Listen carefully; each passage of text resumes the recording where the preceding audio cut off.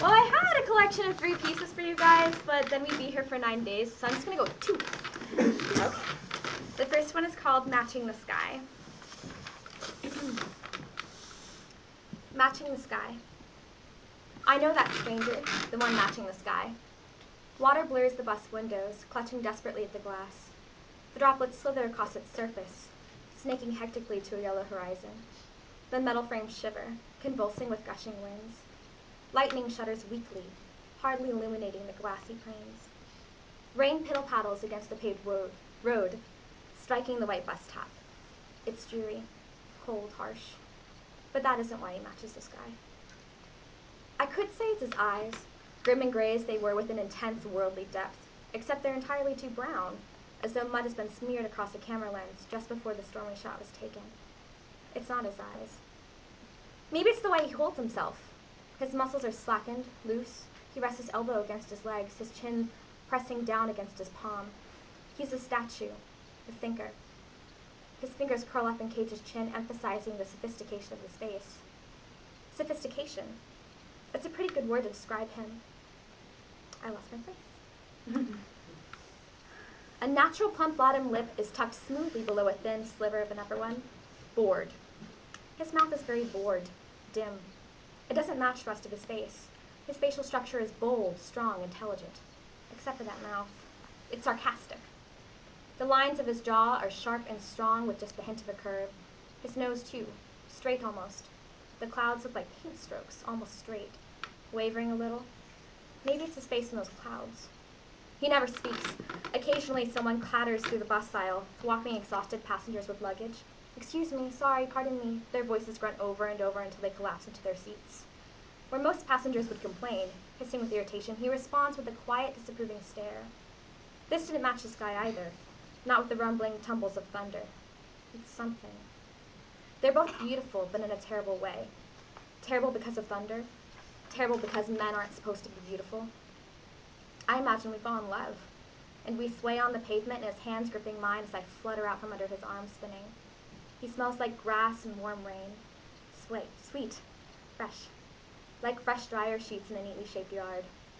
The skirt of my dress smacks against his legs when he pulls me back. Noah bows his head and heated lips touching my forehead. He feels like a Noah. My suitcase is open and expectant in the black road. Rain collects in piles and spills and splatters, like the leather is melting. And I'm melting into him, and he's laughing like a train pummels metal rails. It builds and builds, and he spins me. His hands are cupped around my waist, and I lean away from him, arms spread wide like a child. My white dress is soaking, and I don't even care. We slip and crash, and my skin rips on all the black. Noah cradles my head and reaches for my bleeding hand. It stings like fire ants and spray on sunblock. His nails dig into my wound as he abruptly pins both my arms above my head. The white dress is see-through and stains, and I begin to scream. Noah screams too, at me, and they're his screams. And my throat's going to split into shards. It's vodka instead of grass, and Oxycontin instead of a fresh, loving kind of cotton.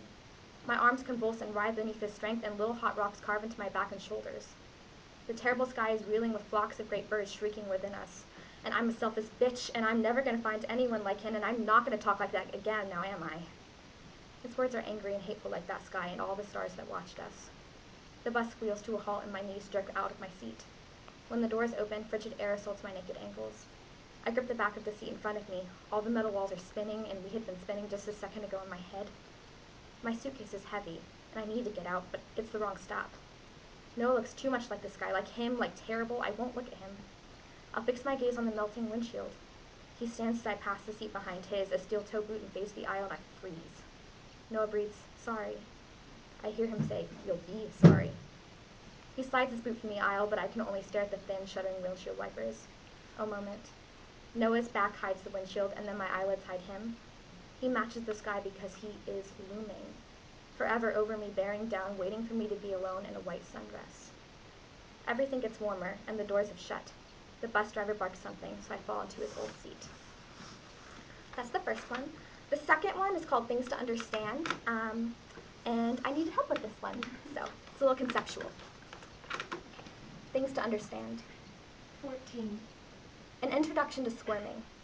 She's clawing, scraping out all and any life-sustaining organs within your chest cavity. Cotton balls form a haze throughout your voice box. The sound cracks and scratches, if you happen to have the courage to make an attempt at speech, that is. Something goes wrong inside your spine. Something swarms, etching with their microscopic appendages across each vertebrae. Twisting doesn't help. The bugs are still there, writhing, very real beneath your skin. It's like her fingers are actually gripping your bones, and your thrashing only gives her loud, rippling giggle fits. 19. Yeah, some 151 sounds beautiful. 18. It's funny how becoming someone else can show you so much about yourself. 14. No, you don't feel safe. No, it's not a big deal. No, you always say. You always say no, and she pretends that's a funny answer. She's 19. 18. How much has this changed me? 19. I'm 14. I'm 14, and when her face comes to me, I shake. 14. It's funny, right? Your friends snap at her like a dog. She listens to them.